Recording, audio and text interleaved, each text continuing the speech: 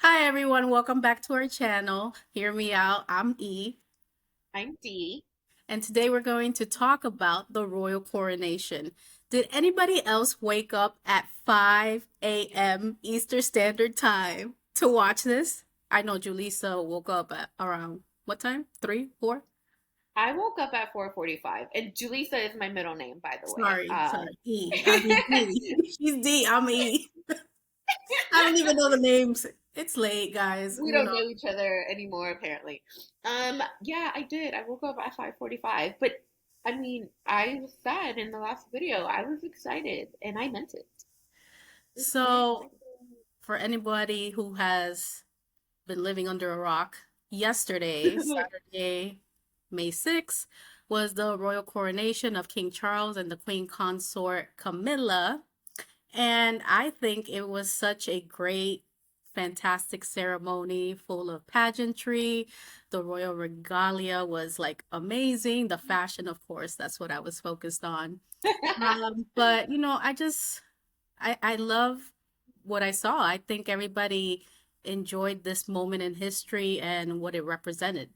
So, just really quick about King Charles, he was crowned the King of Great Britain. So, just to clarify what Great Britain and the UK is, Great Britain is the official collective name of England, Scotland, and Wales, and the associated islands. It doesn't include Northern Ireland, which makes it UK.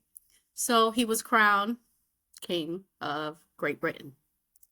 So he is also the head of state of the following countries. So the UK, as I mentioned, Canada, Australia, New Zealand, Papua New Guinea, Jamaica, Bahamas, Grenada, St. Kitts and Nevis, St. Lucia, Antigua and Barbuda, St. Vincent and the Grenadines, the Solomon Islands, Tuvalu, and Belize. And, we saw what a presentation this all was, and it was over 4,000 personnel that took part of this display of pageantry. I'm gonna pass it along to Dee because she is the royal, commentator. She knows all things royal. She's gonna break down, the ceremony, things that we saw, and go on. Well, like I said, I woke up at 4:45. By the time I woke up, the royal procession towards Westminster Abbey was already taking place. And I believe Charles's carriage with Camilla was already arriving to Westminster Abbey. So what I first noticed right away was that it was raining. And at first I thought, oh, that's kind of like a bad omen. But as I was listening to the presentation they were given, apparently it also rained during the 1953 coronation of Queen Elizabeth. So maybe not a bad omen after all. I hear it's But good yeah, luck I, I would have thought it would be when bad it luck. I don't rains, know. when it's wedding, when there's a wedding and things like that. I hear it's a good luck thing. Well, that's good then. Maybe his reign will be a good one. It sure did start off pretty like grand. So right off, the first person I saw before I even saw Charles, and I guess I might as well get the elephant out of the room situation. Harry, literally, turn on the TV. There's Harry walking in with Princess Eugenie and Beatrice and their husbands. Um, he was alone, as we all knew. His wife, Duchess Megan, was not there. She was back home with their kids, who, one of them, I believe, is Archie. It was going to be his fourth birthday. And that's supposedly why she stayed behind.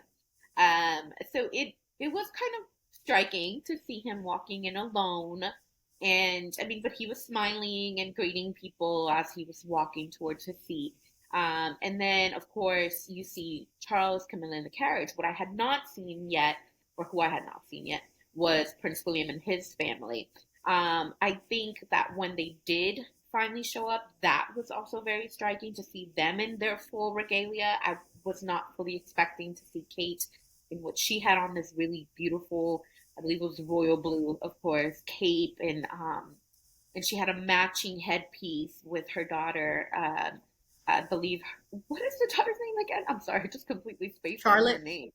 Is it Charlotte? I don't know Yeah, why I thought Charlotte. Charlotte was Harry's daughter. Anyway, So her and Lilibet. Charlotte, Lilibet Diana, right? Mhm. So Princess Kate and Charlotte had matching headpieces, which was beautiful. I mean, aside from this being a coronation, it was a very stylish event, and they, showed all of the people that were inside, all of the guests, and of course, everybody had on amazing outfits, the fascinators, and just like looked great.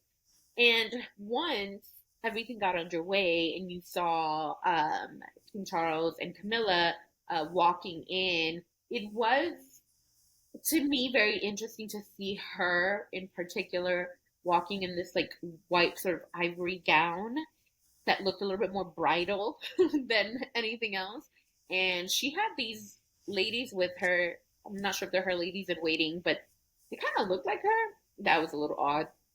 Anyway, so once they got in, they were seated, and things started pretty much right away. You had, choir, you had all of the different pageantry stuff that you were going to expect. Charles was crowned first, and they did the whole orb and scepter thing with him. They placed the I believe St. Edward's crown on his head, which will only be worn that day of the coronation. And it looked like it was pretty heavy. It was something that I was just kind of like, oh my gosh, like it was said that he had been practicing walking around with it and everything. Now, all these things were happening, but there was one part that was not shown.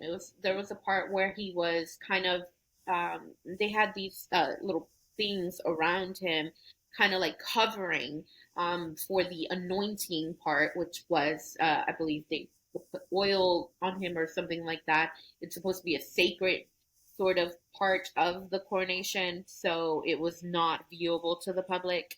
And that was also, I think, pretty cool because it added to the whole mystique of what a coronation is, especially given that I have never seen one.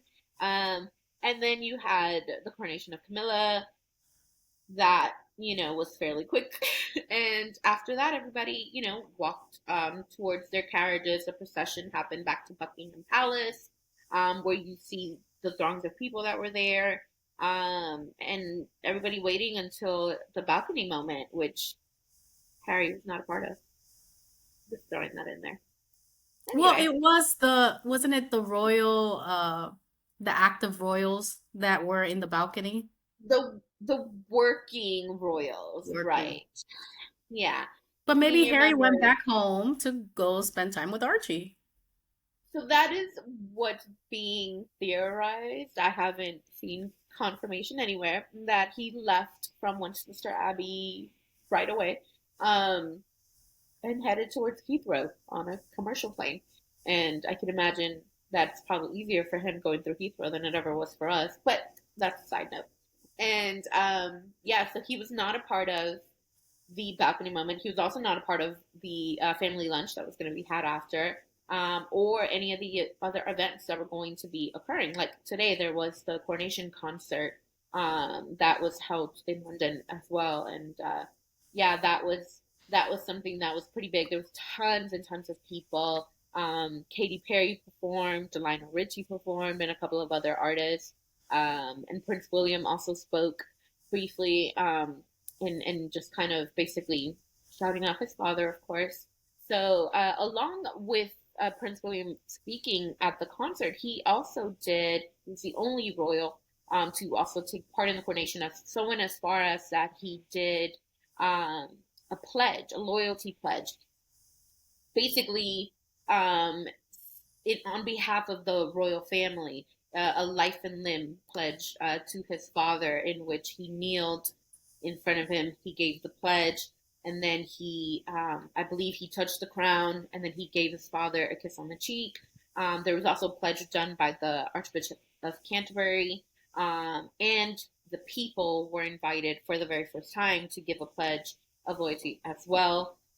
I don't know that many people did, but from the different reports, there was plenty of people who were very boisterously, very loudly screaming, God save the king. So I think all in all, it was a success and things seem to have gone pretty well given everything. So, You know, I was watching ABC News and they provided an interesting perspective on the monarchy. So the discussion was, should we eliminate monarchies and, the oh, purpose of it? So, D and E have had, very heated discussions about oh this. yeah. Um, Oh, but what they said was actually that a monarch can actually bring the people together. And I yeah. Hmm, kind of tend to agree with that okay. because if we're looking, let's say, at the United States right now, Commander in Chief, our president, he's the one representing us when we go to, Mhm. different countries, he's the head of state and things Right, like that. So we are including politics, the figurehead is including politics and also being the representative of the people and right,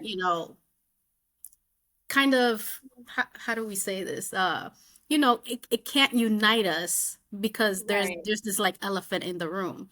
So right. I do like the idea of monarchy now. Not, I'm not saying anything against our current democracy here, but if Charles does this correctly, I think this could, be great for Britain and the UK. I can see that. I believe that was something that Princess Anne, in a recent interview that she did, she pointed out to the fact that the monarchy basically keeps things together in essence, right? Because of the fact that they facilitate, like you said, a unity of the people and of the country, um, which I can see that. And honestly, despite the fact that there have been many reports and polls and stats about how unhappy people were with the monarchy and how people don't want to have a monarchy, there was a lot of people at the coronation. I It's mean, a once in a lifetime kind of event. yeah, I mean, if people are young enough, they might see too with Prince William ascending to the and throne. that did cross my mind. Not gonna lie, because I was like, oh, I mean, him and Kate looked regal. Like, I know. holy moly! Oh, I, I can't wait to talk about fashion. whatever my personal feelings are about the Waleses, and I have plenty, I loved seeing them. Their whole family unit looked amazing. I'm gonna touch on Prince Louis a little later because I just think he's like the best royal ever. But I really did. I loved the way they looked. I loved just how cohesive, they look as a family. And I think it was kind of like a good, like a happy ending in a way to Diana's story, Prince William and Harry's mother, because you know I believe that's something she always wanted, to have her happy ending, to be loved, to have her family unit together, um, and that didn't happen for her. Right, her life was cut short. But here is her son, who she knew would one day be king, having this family that seems to be very united. You don't hear scandals about either one of them, um, rarely. And, their kids, everything is centered around their kids. One of the things that I had read prior to the coronation leading up to things was that there was some concern about what Prince George's role was going to be. And he did take part as one of the pages for King Charles, but he handled that brilliantly. He, like, I think is being raised in a way that maybe Prince William and Harry wanted to have, would have liked to have been raised. So it was nice to see that, to kind of see a culmination. In essence, it was not Diana getting crowned, but in a way, she's still living on through her kids, through their families, and to kind of tangent that, Prince Princess Kate was wearing her mother-in-law's earrings to the coronation, which I thought at first was a tad bit shady, but maybe it really didn't mean anything. Just something to honor her. But yeah, I was a little bit surprised by the choice. Not gonna lie, I would have expected her to wear maybe some of Queen Elizabeth's jewelry, but I mean, Camilla was getting crowned that, that day Well, too. I So it was a think little late. Kate and Megan usually wear a lot of Princess Diana's like little pieces here and there, Yeah. more so than Queen Elizabeth's. Yeah, that's true. I don't know. I guess because of the fact that like Queen Elizabeth passed away not that long ago, I thought maybe there would be something there of um of hers that she would be wearing, and just I think it was just so quick that people noticed that she was wearing Princess Diana's earrings. I mean, I saw tons and tons of posts and articles about it, and I was just like, oh, it's like I don't know. I mean could have been shady. Who knows? Maybe, Kate has a Maybe a little bit shady tinge. in her. Yeah, I would hope maybe. so. I need some drama from the Wales. Like, I mean, I think there could be some potential because there hasn't been anything confirmed, but a lot of what I've read in the past suggests that, I mean, maybe Kate isn't besties with her mother in law, current mother in law. Um, but just as Camilla, she knows that, the crown comes first and you have to, what is it, keep calm and carry on, as they like to say, or don't complain, don't explain, or one of those British sayings that they go by. Mhm. But yeah, so seeing their family, the Waleses, I mean, I'm expecting that there's going to be a coronation for them in the not too distant future. And I think that people will probably be more excited for that, I think. Even though, like I said, this one was seemingly like a success, I think that it's a possibility that once the monarchy is in the hands of the Waleses, it'll probably be a more popular choice, a more popular thing. But there's still the fact of the rift in the family. And that was the other thing that really stuck out to me was the fact that Prince Harry was seated in the third row behind Princess Anne, who was wearing a giant feather and covering his face. I mean, I thought that was humiliating. I don't it was just horrible. For him being the son of the king, given the drama, I get it. But him being the son of the king, fifth in line, a counselor of the state, that should not have happened, in my opinion. Okay, so who was in the first row and the second row? So in the first row, you had the Waleses, and I believe it was Prince Edward and Sophie, Hmm. the Duchess of Wessex. And then in the second row, you had Princess Anne, her husband, and a few other, I think, working royals. Then in the third row, you had Andrew, his daughters, with their respective husbands, and then Prince He was Harry. sitting next to in the row where Andrew. Yes, this is Uh, what I'm telling you.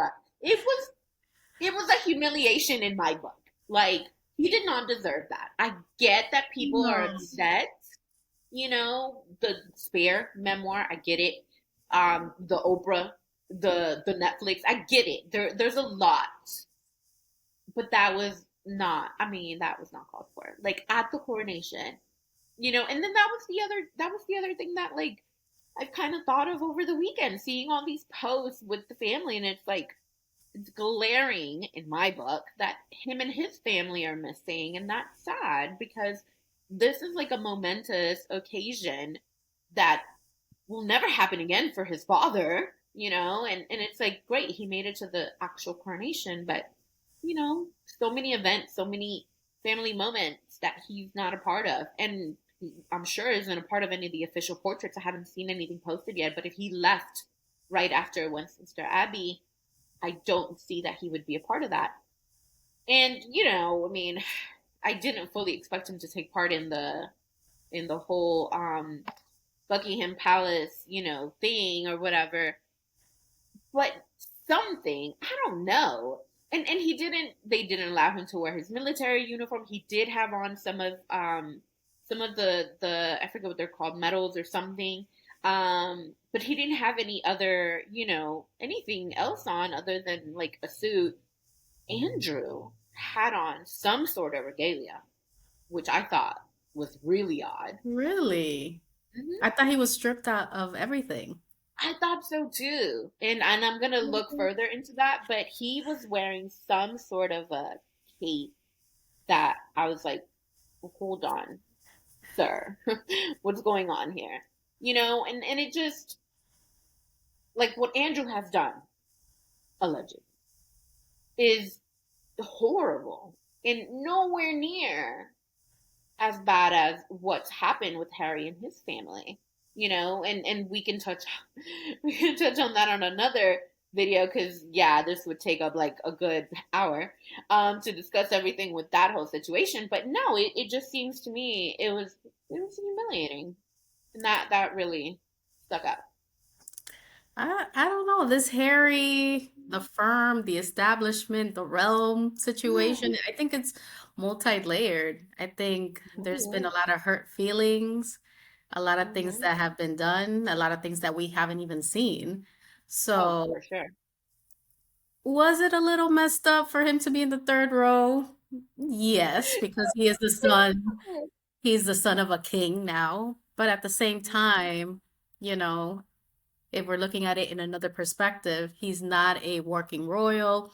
He decided to distance himself in a way from the royal family, and there's tensions there. It's obvious. Probably Very. him being in the first row would have just drawn attention to Harry and what is he doing and how is he looking, the microaggressions. Um, Yeah. and so, we always also know that people are focused on the line of succession. I can't say this word right now. The line of Yeah. succession. So the eyes are always on the Waleses. What are they doing? Yeah. What are they Yeah. wearing? How are they acting? And I think besides Charles and Camilla, I think that they were the next focus of, Yeah. And they not definitely really were. about Harry. They definitely were. Like I said, they were a highlight. I mean, everything they just amazing. The last thing that I'll say about the coronation, which I absolutely, absolutely loved, was Prince Louis. Um, he's hilarious. Sprinkling some pizzazz to the Yes, coronation. he's my fave. I mean, he came up with a double-handed wave, which I love. Like, I mean, his facial expressions. I caught him yawning during the live thing. Um, just he's gonna be hilarious and fun to watch because he clearly is just living his best little life. Well, not Charles. George has to be a little more serious. So I think Yeah, Louis has the liberty of being, more like like Harry. Harry. Yeah, the irony. He gets to be a little bit more like Harry and more outgoing and, probably rebellious, rambunctious. And he's Oh, also what, like 5 or 6? How I old is believe he? he's yeah. So he's definitely just enjoying, himself and everything that is going on. And I honestly just loved every time the camera would go to him because he was just hilarious. Um, oh, actual last thing, because I can't talk about all of them and not talk about Princess Charlotte. I mean, I would love to see her be queen. Like, that little girl has some pizzazz of her own. Unfortunately, it's gonna He's be her like brother. Queen Elizabeth, like the third. Yes. That Oh is. my God. It is like I mean, she looks more like her than Princess Anne. Like, that might as well be her daughter. But can we Yes. talk about Princess Anne just being a boss? I mean, I yes, know you're mad about the feather and all, I but am. she's just, I think she's so amazing. Shout out to the Princess Royale. Yes, and she was the only one who rode on horseback after the coronation because she is the gold stick in waiting, or at least that's what Charles denoted her as. And she had on all this regalia herself, including that large red feather. And she, yeah, was the only one that was like basically doing that. The gold stick in waiting is basically the protector of the king, and that is, what she was doing during that ride, which I think was very, very amazing, that Charles entrusted her of all to be able to do that. So yes, she was very much a boss lady. I'll give that to her. I'll give that. Give credit where credit is due. Fine. Also, I'll like shout the out rest. to Dr. Jill Biden. She was looking impeccable. First lady. I love it. She looked great. And she was there with her granddaughter, which I've never been jealous of someone in my life like that, but I was definitely jealous of this 19-year-old. I believe that's how old she is, 19 or 20, something like that. Like, yeah, a coronation? What?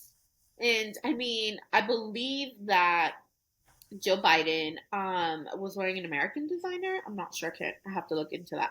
But her outfit, her hair, her makeup, everything, she looked amazing. It's probably the best I've ever seen her look. I loved it. And her granddaughter looked amazing too. Yeah, yeah, she looked really, really pretty.